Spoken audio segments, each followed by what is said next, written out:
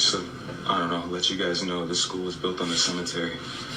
I don't know if that helps my situation or not, but previous janitors that have worked here have tried to tell everyone that, you know, every night something happens, some spooky shit, I don't know, paranormal or whatever you want to call it, but yeah, I didn't really believe them until tonight. I was in here cleaning up after some students had thrown a party, but what's been freaking me out is this one right here. No matter where I'm at in the classroom or what I decide to do, it just follows me. And do your thing, you stupid balloon. I got you on camera now, so let's just, see? Okay, and let's start with some creepy camping stories. Okay, here we go. Something in a national park in the American South that is causing serious harm to people, and they're blaming it on the bears. This came from a woman who wanted to remain anonymous. She says that she and her husband were camping Memorial Day weekend this year, so this just happened, allegedly. And whatever this was, they're not sure, but because of the NDA that her husband was forced to sign by park rangers, she says she's not sharing the location, but thinks that people should know about this. So she says she and her husband and their friend were all out camping. And on the second day of the trip, the friend's wife called from home and she needed him to come home for whatever reason, but he left earlier than he was supposed to. And on his way out of the park, he called the couple that was still camping and he said, I just saw something really weird. I saw a goat-looking creature that seemed to be eating what appeared to be a body. And he's like, I was driving fast. It probably wasn't a body. It was probably like a deer or like some kind of animal. I don't know what it was, but I don't know what was eating it. And so they're like, okay, well, we know that bears are in this area. And so this woman's husband decided that he was going to go investigate before they called authorities. I guess the logic was that they didn't want to just call the authorities if it was a deer or something else being eaten. But either way, they knew that there were bears in this area, but this man was very clear on the phone that what he saw was not a bear. He says her husband drove down the road that their friend had left on, and he comes across a dark spot in the gravel that appears to be a liquid that looked like something had been dragged from the road into the brush. And so he parked his truck, he got out, and he started following this trail. But almost immediately after stepping out of his truck, he was hit by something unseen, and it knocked him out cold. He did not see anything, but he hit his head on the floorboard of the truck on his way down. When he came back to his senses, he looked around and didn't notice anything out of the ordinary, and he jumped back in the truck and headed back to camp. And I guess the wife who sent this story, she said she was sitting at their campsite with another couple who they had sort of been hanging out with as they camped, and they just saw him come flying down the road. She also noted that the couple that they were with had a dog who had been on edge the entire previous night, but that they all had just assumed that it was because the dog was in an unfamiliar place. But as her husband approached, he jumped out of the truck, and she said she could see the fear in his eyes as he told her what happened. It was starting to get dark out, and she said that they didn't feel comfortable camping there again, and so they just decided to get out of there and go get a hotel for the night, and they were going to come back in the morning to grab the rest of their things. But as they pulled down the road to leave this area, she said that they sensed that something was running through the brush alongside with their vehicle, though they never saw what it was. In the morning, she says her husband went back because she was too afraid to go back, and he was just going to retrieve their coolers and their tents. And when he got back to the campsite, their tent was completely shredded, and the couple that had been camping next to them was also traumatized because they woke up and all of their things had been strewn all about the campsite. One of their kayaks was in a tree. It had not stormed, and so they had already called the park rangers, and the park rangers came to the site as he was there grabbing the coolers and packing up the truck, and they were trying to get everyone to sign an NDA, and he said, I'm not going to sign an NDA. Apparently, though, that week, someone came to his job and forced him to sign it. I don't know all of the details about that, but he did end up signing an NDA at some point during the week when they tracked him down at his job. He said that he's fine now. He did have a concussion, but no lasting effects. And she wanted to emphasize that in case whoever made him sign the NDA is watching this, he did not break it and she did not sign anything.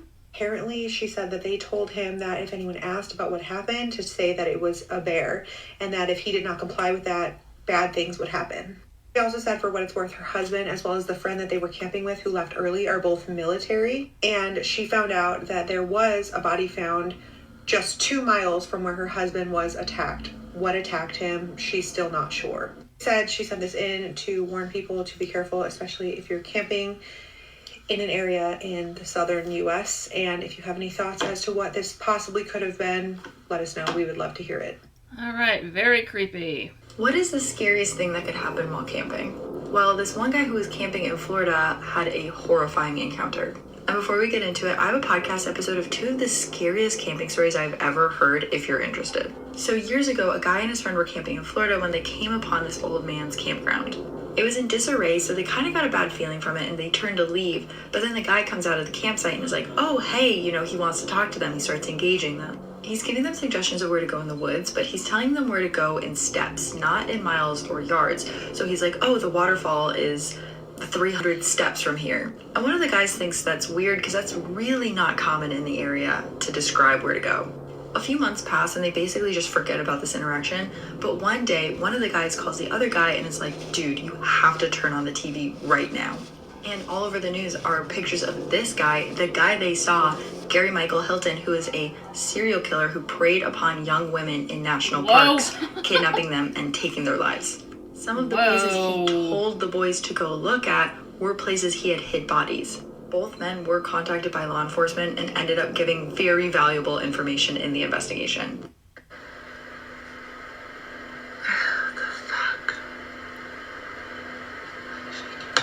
It's 2 o'clock in the morning and I just had the scariest thing ever happen and I should have gone with my gut on this. This kid, I'm so confused right now. This kid and his girlfriend were next to me at the river earlier. They seemed harmless. They were probably like in their mid to late 20s. And they didn't say anything to me at all the entire time I was next to them. And then all of a sudden they lost this ring. And the guy kept coming back, like hiking all the way back to where I was, like 3 different times. And so I was helping him look for this ring. And I asked him, like, hey, do you want me to take down your number? I'm going to be here just in case I find the ring. And I asked him this like 3 times and he kept saying no and like insisted that I hide it somewhere random, which seemed so weird because the ring seemed sentimental. And I just had this feeling that something was off. And then 2 hours later, he texts me, hey, Katie, thanks for helping us earlier. Do you want me to, can we come over later to your campsite and have drinks? And I was like, literally, like, did I have a stroke? Like, I was like, sorry, but like, how did you get my phone number? And he was like, it was on the back of your rig. No, it's not. How did you know what rig I drive? Literally, I swear to God, we never talked about it. My phone number is not on the back of my rig. And he's like, oh, I saw your Instagram handle. I called my best friend. Can you get my phone number from my Instagram? She's like, no. I checked, no. Okay, I had this gut feeling that something was wrong. He texted me again at like 10 o'clock at night and was like, hey, we're gonna go for a moonlight hike. Do you want to come? And I'm like, I don't know you. No, what? I just had this gut feeling that I needed to leave here. But I was like, they're so young. Like, and then just now, this motherfucker, I literally wake up like, I just hear somebody out. I'm in the woods by myself camping. I hear somebody outside my truck just creeping around and I like jolt up. Usually when I hear things like this, it's nothing. And I look out, there's a fucking figure of a man outside of my window in the woods. And he doesn't have a light on. He's not saying anything. I just hear him trying to get into the cab of my truck. And I was like, hey, what the fuck are you doing? And he's like, is this Katie? I fell in the river. I need a towel. Why didn't you say anything? Why am I waking up to hearing you creeping around my truck in the pitch black without making yourself known? And he just ran. He like ran away. Sorry, and ran away. Sorry? You weren't trying to, no, you're sorry you got caught. I just texted the number they texted me from and I was like, dude, you do not roll up on some girl's campsite who's alone in the middle of the woods at 2 o'clock in the morning. You're lucky you can just get yourself. If you're watching this right now because for some reason you found me on social media and this is what this is all about, what the hell? I will actually, that would not have ended well for you. That was so weird. You know how scary it is to like look out your window and see a figure of a man standing, staring through your window? Absolutely not.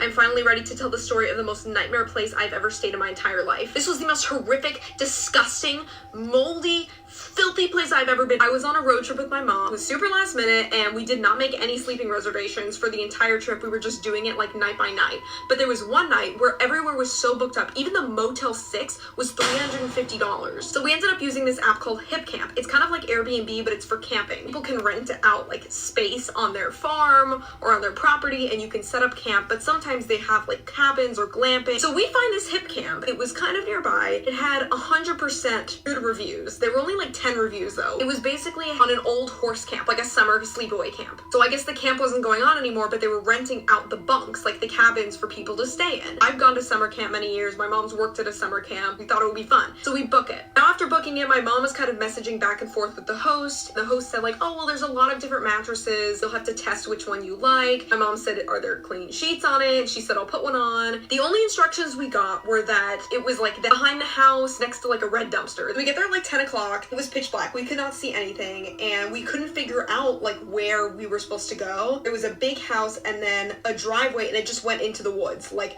pitch black, literally in the woods. And it was so narrow that we didn't know if we could get the car through. I get out with my flashlight and I start walking up the road to see what's there, and it is creepy. I keep walking, and then I see two bunks. Look at that fucking red glow. Look at the red glow. That's a real. That's where we're supposed to sleep. Oh, this is so fucking creepy. Absolutely not. Do you see the cabin? Absolutely fucking. Take us up to the room. Oh god. Oh yeah, we heard a guy screaming like in the woods too. Yeah. No. Ew, it smells like piss. Look at the dust. You know what? What is that? Ew. What? It's so disgusting and scary. You're gonna be gone. Look at the dirt.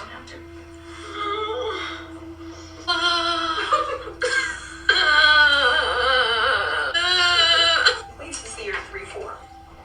Oh man. Needless to say, we ended up sleeping in the car. The next morning, I woke up and took some videos of the other cabin. By the way, I think this was the bunk we were supposed to sleep in, because there was a red, clean sheet on the top mattress of the pile of like 10 mattresses. See that clean sheet on top? On the mold?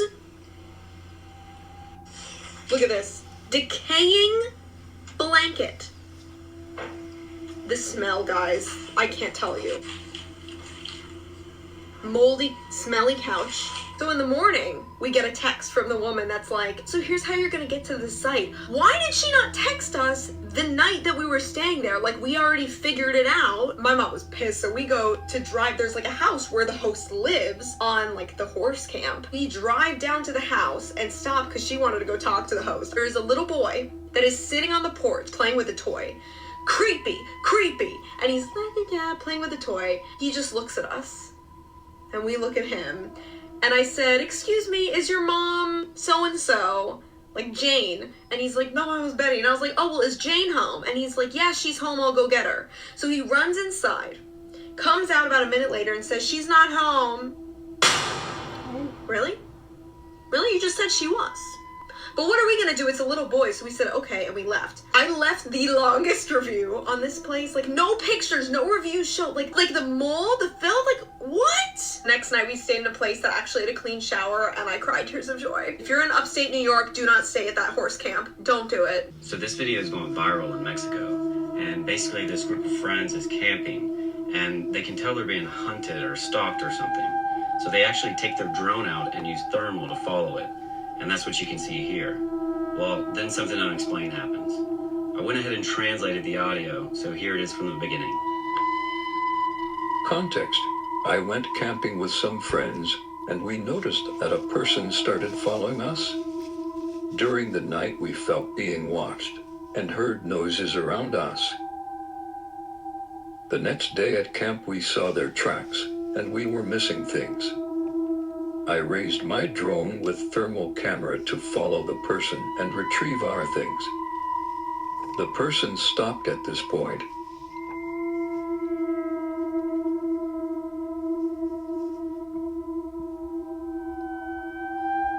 Changed the vision of the drone to see the person, and this is what happened.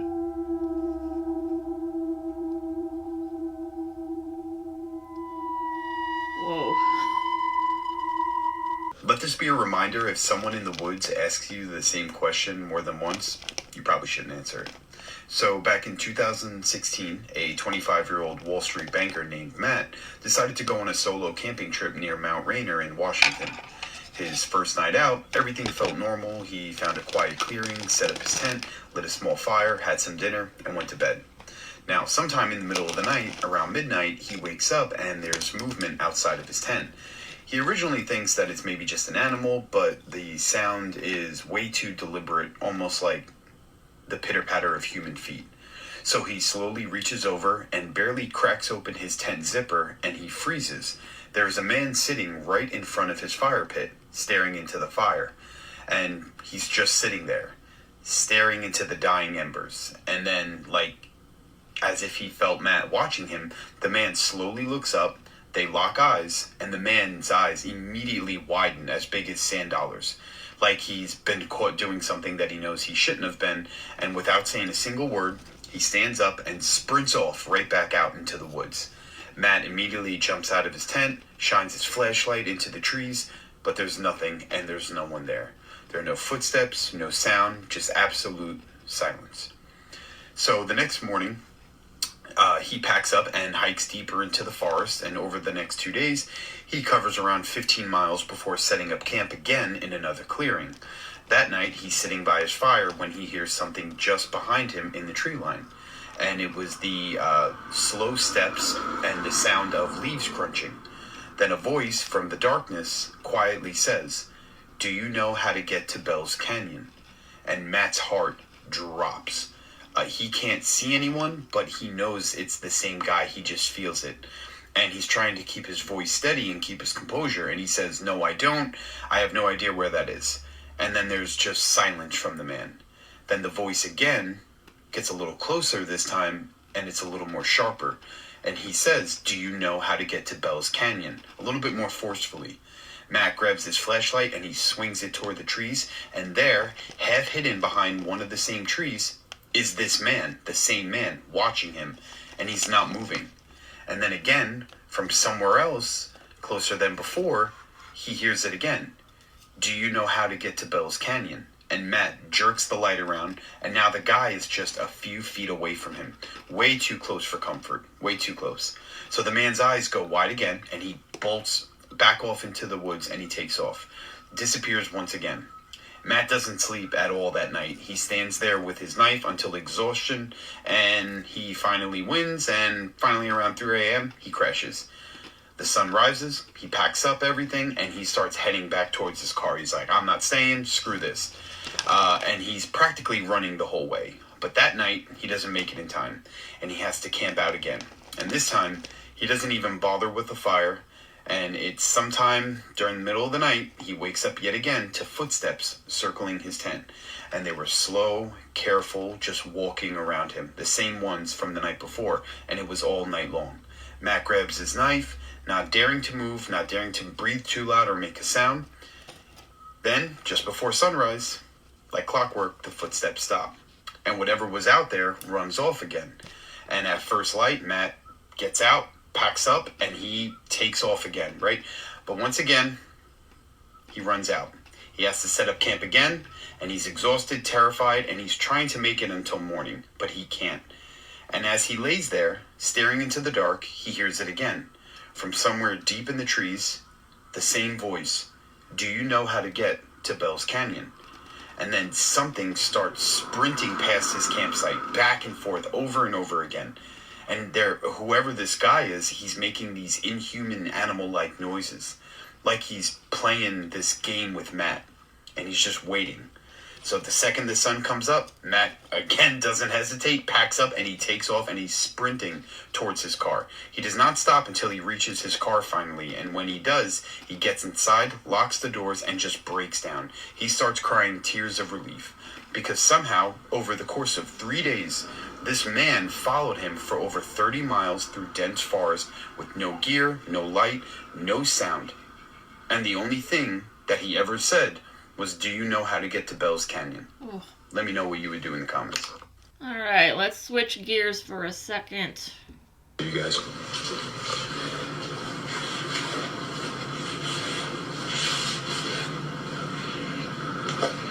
All right.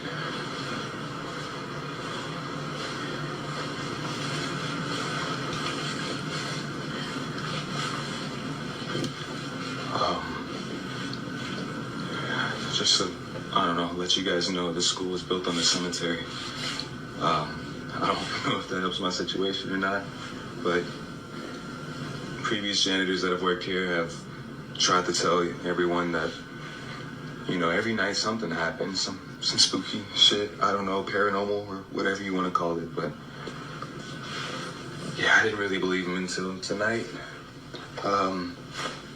I was in here cleaning up after some students had thrown a party, but what's been freaking me out is this one right here. No matter where I'm at in the classroom or what I decide to do, it just follows me. And do your thing, you stupid balloon. I got you on camera now, so let's just see? That right there. Shit.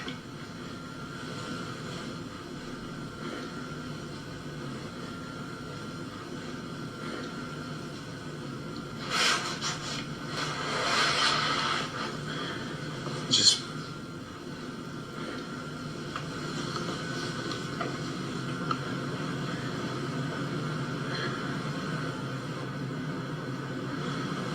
ooh, okay.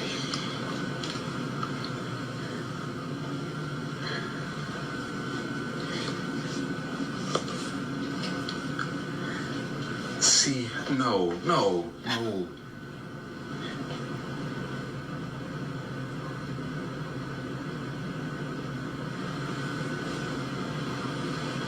It just follows me no matter what.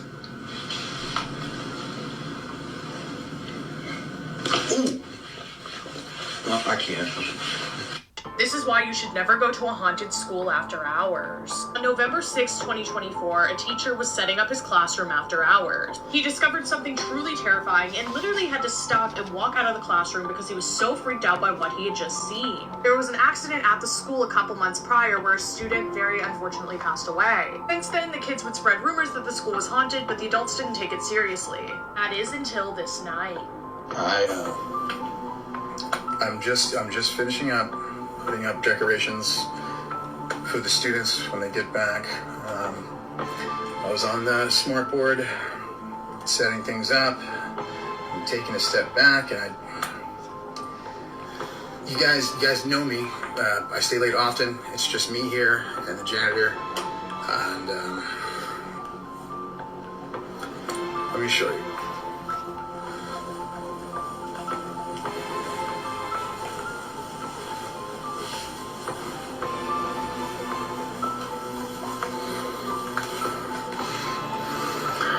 Do you see?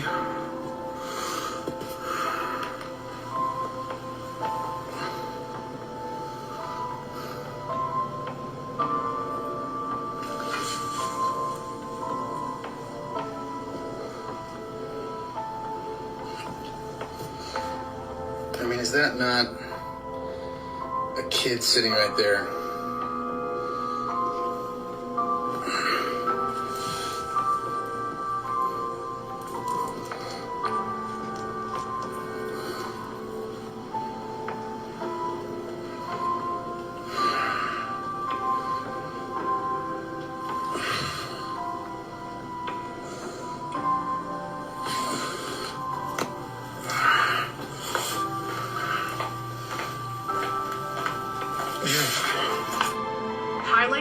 video a little bit, but it literally looks like a little kid in the classroom. Now, in the morning, he went back to the exact same spot and took a video, and this is what it looks like when no one is occupying that seat. But as we know, the night before, there was someone there. Like, that literally looks like the outline of a child. You cannot convince me otherwise. Or it's clearly something, and it's not in the other seats. It really looks like it's sitting behind that desk. It doesn't even look like a smudge. But this teacher is now totally a believer. He believes that a student was a little too late to his class. Do you think the school is haunted? Come over here for scary TikTok compilations. Why do kids sometimes say the scariest things? Once when I was still a pre-K teacher, it was breakfast time, and I actually wasn't a pre-K teacher yet. I was actually a teacher's aide. So it was morning time. We were the very few kiddos that would actually come in for breakfast. It's me and my lead, and her daughter is just kind of like pointing at the students and naming them off. Actually, these are not their names, but she's going like, Michael, Nate, Brooke. And then she points at the empty chair in our library and goes, Kara. Not only did we not have a Kara in our class, we didn't have a Kara in the hallway. To my knowledge, we didn't have a Kara at the school. Her mom was like, I'm so sorry, honey, what was that? And she again goes, Kara, pointing at the empty chair in our library. We're like, oh, honey, there's nobody there. And really, it would have just been like one thing if the chair that she was pointing at didn't literally back up to a wall that was shared with a bathroom. We had multiple students tell us that there was a ghost in, that they had a friend they were talking to in the dark when there was no one there. And it was also sharing a wall with the classroom that we saw, like, we as teachers saw something in. I remember once we were cleaning up, closing down, and it was afternoon. One of the teachers was walking by, and she walked past my room. I was like wiping stuff down. I think I was literally cleaning the table. And it was like, oh, Rain, how did you get in here? I just saw you in so-and-so's room. I was like, no, you didn't. Like, she left. I wouldn't have had any reason to be in her classroom. And she was like, no, you were facing the window, but it was your hair, like your silhouette. I literally just saw you in her room. It was like, you literally couldn't have, because I haven't left my classroom since the bell rang. Hell yes, we're going to continue with the most haunted schools in America. And yes, Alicia, Chaffey High School in Ontario, California is one of them. Let's see what makes this school pretty haunted. The school was started by two brothers, William and Jorge Chaffey. Actually, William and George, I just wanted to say Jorge for the fun of it.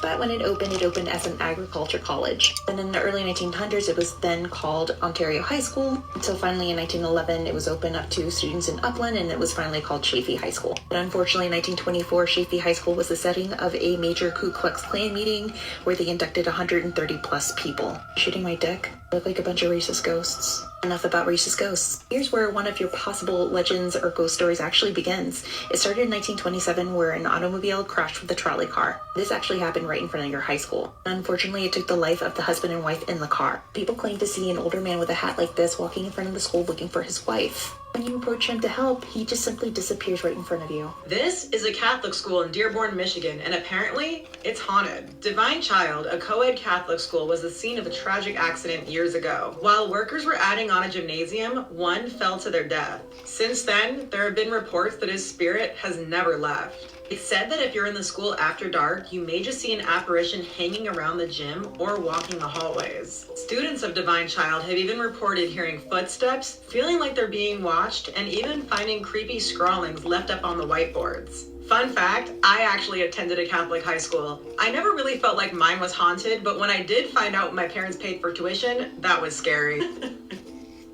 I'm sorry, Mom and Dad. Most haunted high school from each U.S. state. Part 1. Minnesota, Hibbing High School. As you can see in the photo, there's a dark figure. His name is Bill, and he died in 1960 when a chandelier fell on his head. He always sits on his favorite seat in the theater, J47. Would you sit on this seat? Follow for the next state.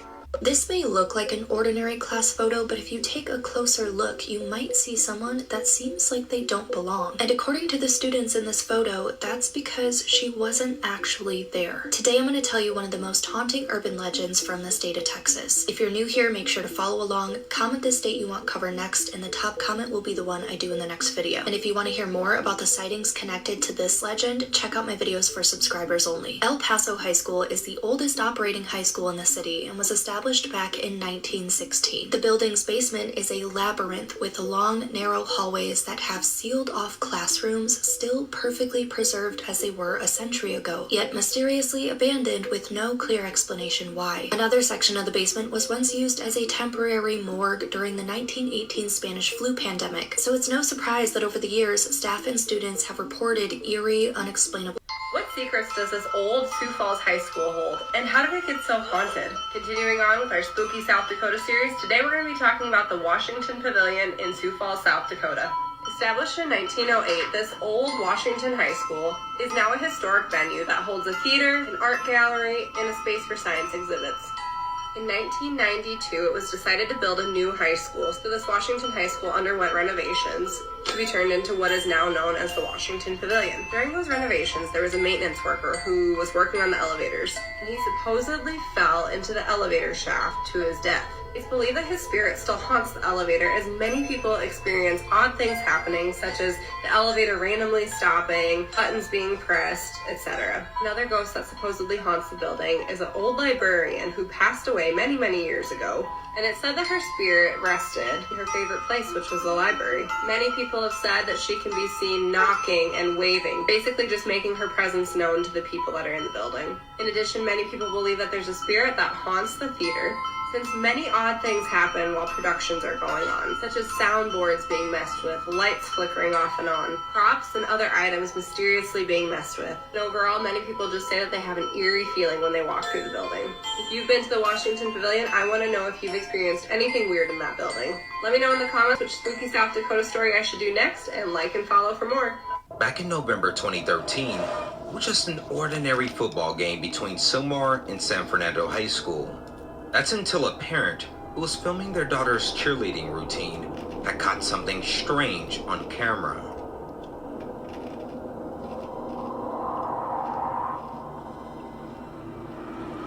Did you see it? After going back to review the video, there appears to be a phantom figure running in the background behind the cheerleaders and onto the football field shortly before disappearing. Some people have tried to debunk it as a camera glitch, and some have even noticed that the security guards standing on the field seemingly follow the runner right as they pass by.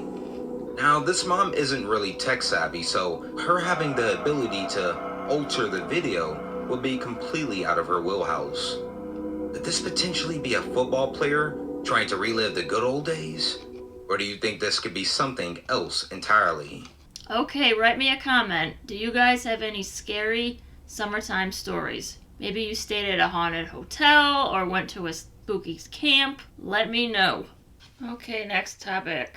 If a host at an Airbnb in New Orleans gives you a warning, listen to it. We'll call her Kate. Kate was staying in town for a business meeting, so she said she was staying at this cute little Airbnb down around the French Quarter. She was alone. She didn't want to stay in hotels. She said she always kind of got the ick in hotels. She felt like they were more dangerous. So she goes to the Airbnb. She had the code to get in, and the host had left her a handwritten note that said, do whatever, just clean up after yourself. But then it also said, do not open the door after midnight for anyone. She thought that they were just trying to be funny because, of the nightlife that's down there. So she kind of didn't pay any mind to it. The first night, everything was fine. The second night at 12:45, she hears a knock at the door, just 3 little knocks. She said they weren't frantic or loud or anything. They were just polite, soft knocks. So she goes to the door, she looks through the peephole, and she sees this gorgeous guy standing there. She said he was so good looking. He was pale skin, he had dark hair, the most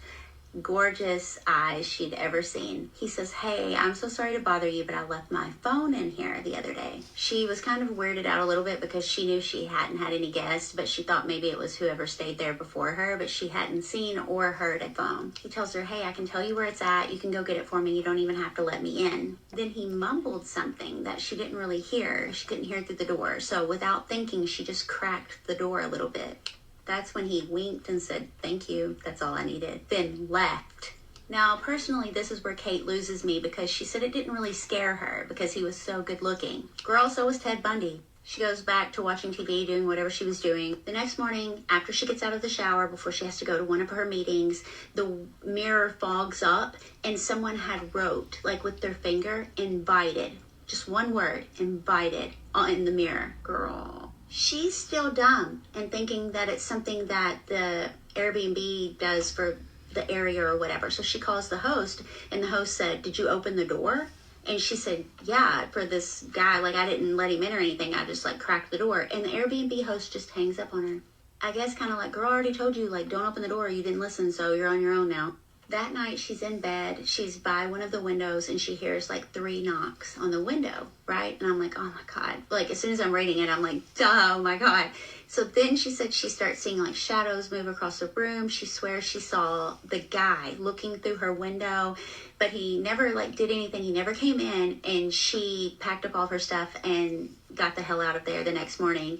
But she said still to this day, like, she will randomly at the same time as that occurrence happened, she'll hear 3 soft knocks, but there'll be no one there. And I'm like, he's there, girl, he's there. Let me tell you about why I don't book Airbnbs alone anymore. So I'm a dog sitter. I just live at people's houses and like dog sit their dogs, but sometimes I have like a few days in between or maybe overnight that I don't have a place to stay. And sometimes I stay at friends' houses, but I try to stay at like Airbnbs or hotels. I used to stay at Airbnbs religiously, and I'm very aware. Like, I grew up in LA. I grew up doing a lot of things that were like for older people while I was a kid, and so I know I'm very situationally aware. I booked this Airbnb and I was booking it for a couple of days, and I get there, it was supposed to be like an ADU essentially, so like a house behind a house. Get there, it's not a house behind a house, it's attached to the house, which I was like, that's weird because your pictures show a house behind a house.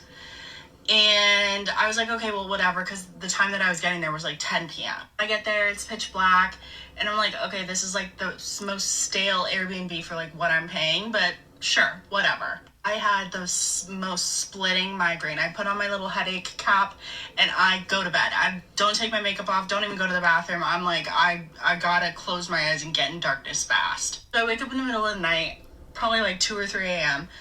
I'm feeling a little bit better. I'm like, okay, I should probably take my makeup off. And then so the way that the Airbnb was set up, it was basically just one big giant room. And there was a bed in the middle. There was a TV right there. And then there's the kitchen over here. And I was like, whatever, I'm here. What am I going to do? You know, that's not really how the picture showed it, but whatever. But as I'm like getting to explore, like after I woke up, I realized there's a room. And I was like, well, if there's a room, why wouldn't they put the bed in the room? You know what I mean? So my Snoopy little ass was like, oh, let me try to go in there. And it was locked. And I was like, all right. So I go up to bed after I do all my thing. And then I'm playing on my phone, like just doing TikTok or whatever. And then I hear what sounds like someone sitting on a spring bed. And there was no upstairs. Does that make sense? Like, it's not like I was listening to someone from upstairs. It was like attached to the back of the house. So I was like, that's weird. I was like, maybe in my head, like I just made this up. You know what I mean? And so I go back to bed because I'm so tired. It's like 2, 3 a.m. And I'm laying there and then I hear a door open. A door open. I pretend to be asleep because what am I going to do? I don't have any weapons with me other than these things. I pretend to be asleep, but I'm like looking. A full-blown person comes out of that room. A whole man that's probably as tall as me, maybe a little bit taller. In my head, like my stomach drops. And I was like, okay, like whenever I'm in that situation, I'm thinking like, okay, well, I'm really strong. I'm like 275, I'm 6'1", I could probably take this guy, but this guy was like heavy set. And I was like, fuck, this is gonna be a struggle if he tries something, you know what I mean? If it was like a 5'7" guy, he was like 150 pounds, yeah, I'm gonna be able to get out of the room. So immediately, I'm just waiting for him to go back in the room and close the door. And then I pack up all my shit and I book it the fuck out of there. I'm calling Airbnb. I'm like going back and forth with this guy that is clearly not in the US and does not understand what's happening. And I'm like, you don't understand, this is like a safety thing. He gave me my money back, which is great. But then the guy messaged me, which I asked them to block him and I reported him and everything. And he messaged me and he was like, I don't know what the fuck you're talking about. Like left me this scathing Airbnb like email or whatever, like their messaging thing. And was like, I don't know why you would tell them that. Like, you just took money out of my kids' mouths. And, like, that's just, like, a crazy thing to do. I was not about to fight with this man. I know what I saw. I'm not, like, a person that, like, sleep, like, paranormal sleep. Like, when you can see people in the middle of the room that aren't there. It was a full-blown person. It was a person. There was a person in my Airbnb. And I love Airbnb, don't get me wrong, but I will never stay in one alone, like, ever again. I'm gonna try not to shake, but I just called the police. They're gonna send someone out. We've been staying at this Airbnb for over a week.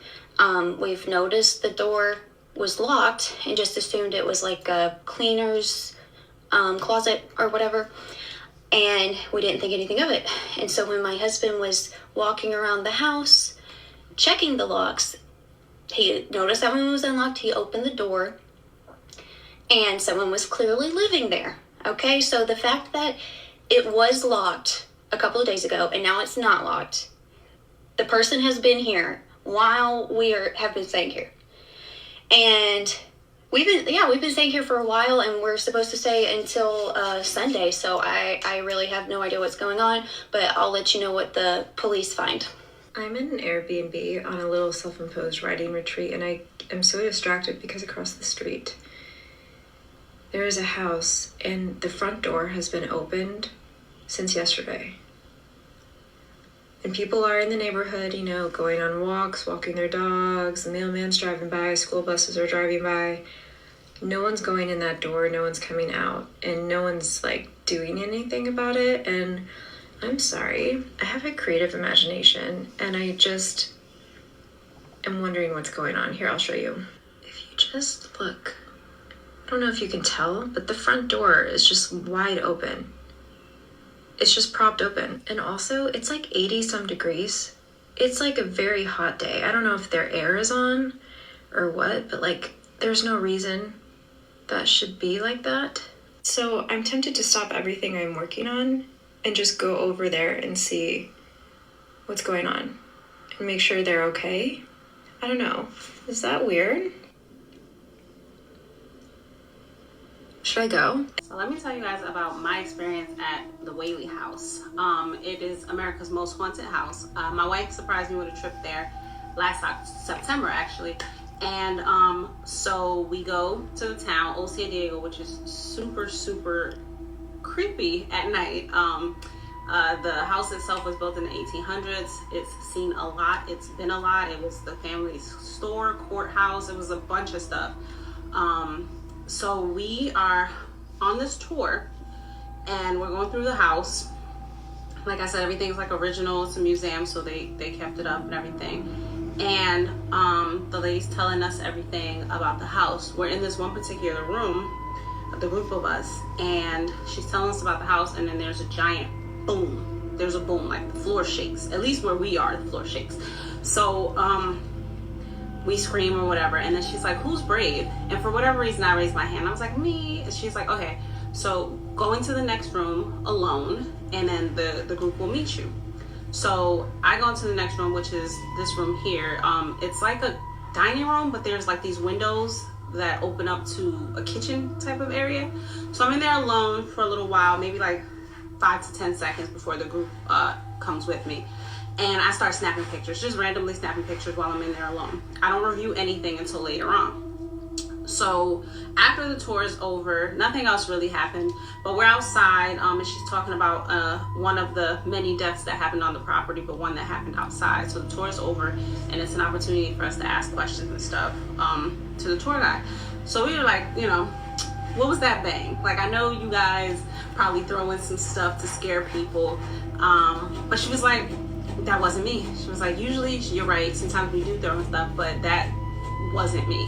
So me and my wife were looking at each other like, okay. So the night continues, we stay in the town, and we are sitting on the steps of this hotel, which is also presumably haunted. And I was like, oh yeah, my pictures. So I start reviewing the pictures that I took at the Whaley House, and I come across this one, right? So this, I'm gonna step out here. This is that room that I was in alone. If you can see around the edge, that's a window that opens up into a kitchen. But what's crazy about this picture to me and others that I've shown is this right here. I don't know if you could tell what it is or what you see. I know what I see, and I know what others that I've shown see. I'm interested to know what you guys see, but it did feel super, super creepy in that area for the small time that I was in there. I think the door closed behind me, so I was legit in there alone when I took these pictures, but nothing or no one was there. I want to know what you guys see. I'm gonna tell you what I see, actually. I'm gonna just tell you what I see. I see, and what others see, is a man, head right there, in a suit, with a white shirt under and a black tie. You tell me if that's what you see. But that's the head's right there, shoulders, tie, neck, and then it kind of just loses its bottom. So it's kind of like a floating torso, if you will. But I did take another picture in this area, not from the exact same angle, but nothing's there.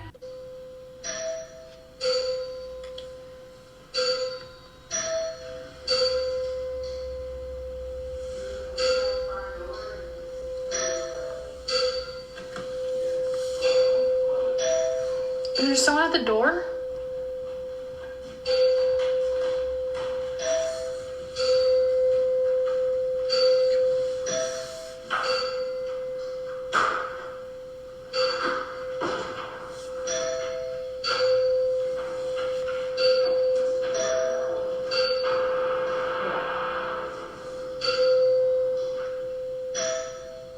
That's not creepy.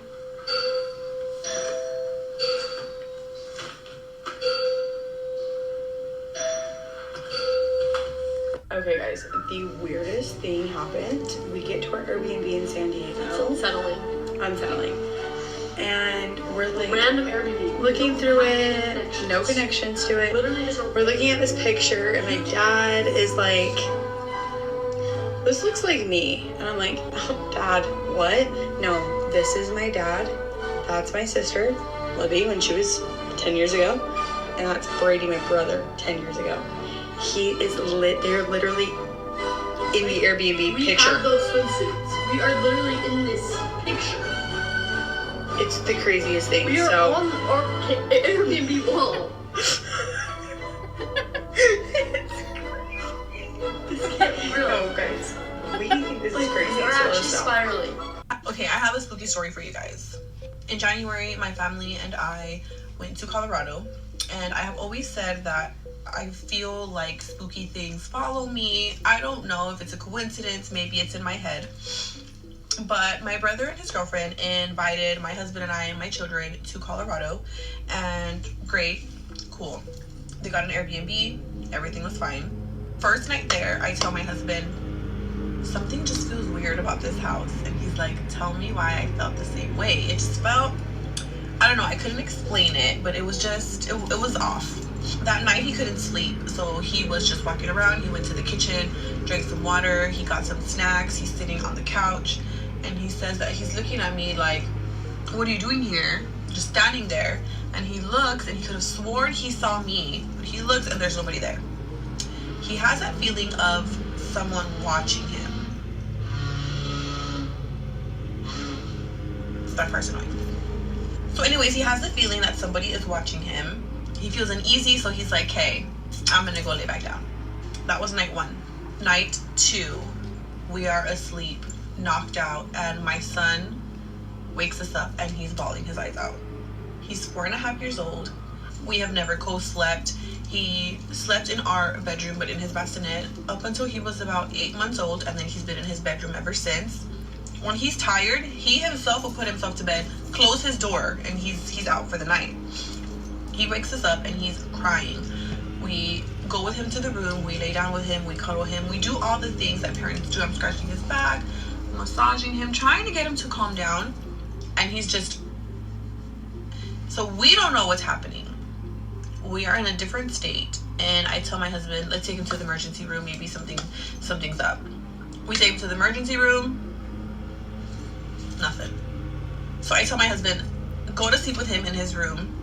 I'll sleep in the other room with our daughter, and that way maybe he's nervous, maybe he's scared, which I don't think that's the case, but we have been hearing things in the middle of the night, some creaks. Next morning, I'm getting ready, and I'm straightening my hair and whatever, and I look at the mirror, and something catches my eye, and I'm like, okay. So I call my husband, and I'm like, hey, can you meet me in the restroom? He goes into the restroom, he looks at the mirror, and literally the mirror, it says help. I'm not even kidding, I swear. And he's like, maybe your brother and his girlfriend are messing with us, because they knew that we felt a little uneasy. My brother is a scaredy cat. So we call my brother, he comes, and I'm like, what do you see? And he looks, and he's literally like, hell no. And I'm like, bruh, shut up. Like, stop messing with me. And he's like, I swear. Like, why would I do that? I look at his girlfriend and she's like, babe, no, we did not do that. So we're like, was that always there and we didn't notice it? Is it new? I don't know. Okay, one more video for today. Anyway, we've checked into our Airbnb. Pay no attention to the kitchen mirror. It gets weirder from here because this is the weirdly placed murder door in the kitchen, and it leads to a creepy crawl space. If you turn around from there, there's the big house exit, which, if you pass through it, does not exit the big house. What it does do, however, is slide close of its own volition after you've passed through it. If you walk through this room, there's what I presume is the actual exit, but more importantly, we've got this trap door that leads to a subterranean room that is floored only by loose rocks. We've put the heaviest piece of furniture that we can find on top of it because we are not here to get murdered by ghosts. That said, if we do get murdered by ghosts, I'm open to it. Let's stay in a haunted Airbnb. Let's do it. Life is short. I am tall. Let's treat ourselves. Okay, thank you very much for joining me today. Write me a comment. What was your favorite story? And happy Summerween, everybody. Bye.